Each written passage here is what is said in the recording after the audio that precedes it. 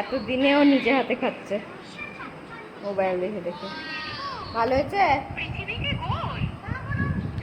Router লাগাতে এসছে।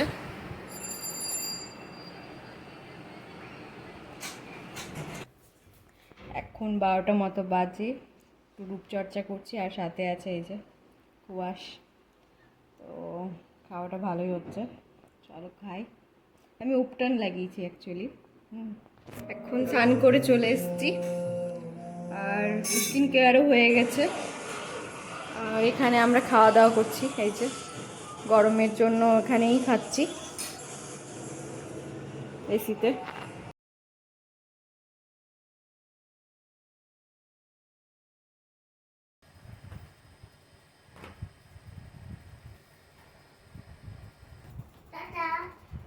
সোনাই চলে যাচ্ছ? I love you. আমি উঠতে পারলাম না ভালো মতো, আমি আনতে যাবো। হ্যাঁ, I love you. Hello everyone, welcome back to my channel. আজকে হচ্ছে সোমবার, সকাল সকাল ব্লগটা শুরু করছি। ঠিক আছে, অনেকেই ভাবছো হয়তো যে আমি দিদিবাড়ি কেন এসেছি।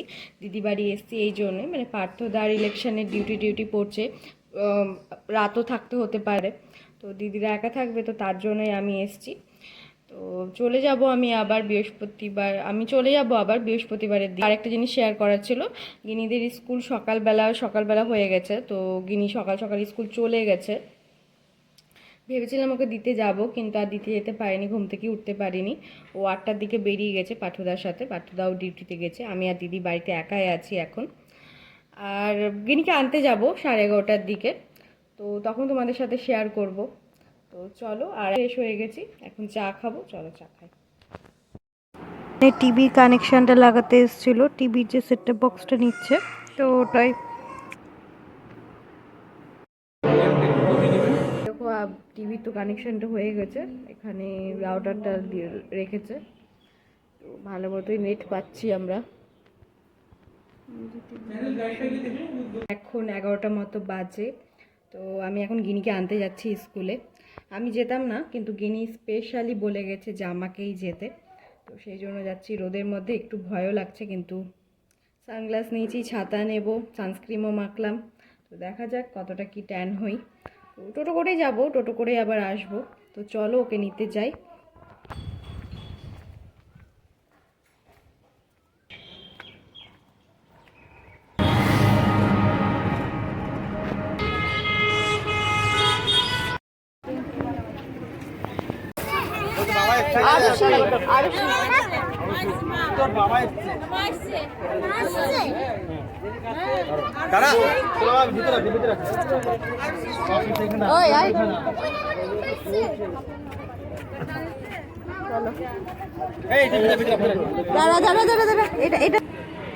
চল, এই যে অঙ্কুশ, গিনির বন্ধু। অঙ্কুশ কেমন আছো? ভালো। এই যাবে মার তো খেলি শুনলাম, ম্যাম বললো তো যা আপনি আরুষির মাম। তো আমি বললাম হ্যাঁ, তো বললো কি আরুষিদি কিচ্ছু পড়াশোনা করছে না, বললো যে আমি আজকে ওকে নিয়ে পানিশমেন্ট করেছি। বললো তো আমাকে। তাহলে বললো কেন? হ্যাঁ ঠিক আছে। কে এটা? টাটা কর, তুইও কর, টাটা কর না রে। আমরা টোটো পেয়ে গেছি, টোটো করে এখন যাচ্ছি। মা করেছিল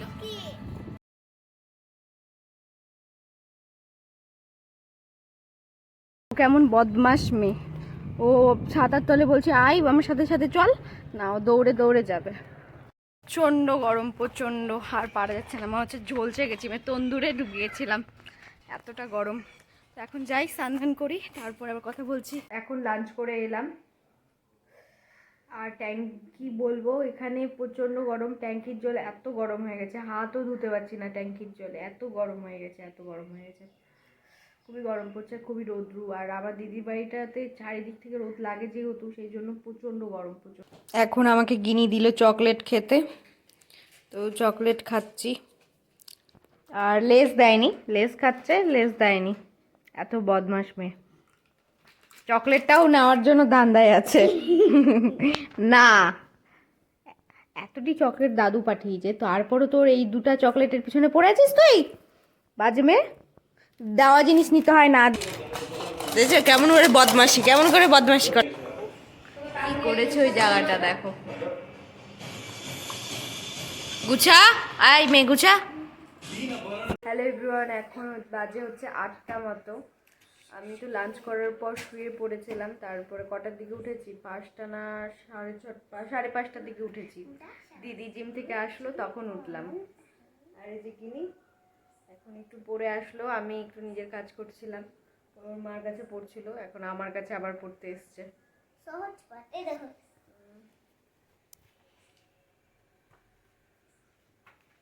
গরম কিনি। আর এরকম। ওর আমার দিদি জিমে গেছিল 3টার দিকে, আমি ওর পাশে এসে আবার শুয়ে পড়ে গেছিলাম। দাদা ওর পাশে এসে আবার শুয়ে পড়েছিলাম, ও ঘুমাচ্ছিলই।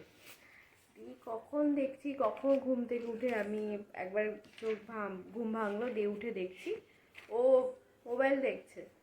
মানে ঘুমটা হচ্ছে বাহানা, ও মোবাইল দেখছিল। এই অবস্থা। ঠিক আছে, পর কি কাজ দিয়েছে ম্যাম?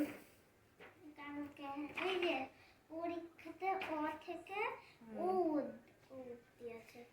আচ্ছা, আর আজকে ঘুমিয়েই কাটালাম, বেশি বেড়ায়ও নি বাইরে। তো চলো ওকে পড়াই। 30 তারিখে 30শে এপ্রিল আমার দিদির জন্মদিন, তো ওইখানে আমি পার্থদা আর গিনি মিলে দিদির জন্মদিনে কি করব সেটাই প্ল্যান করছিলাম।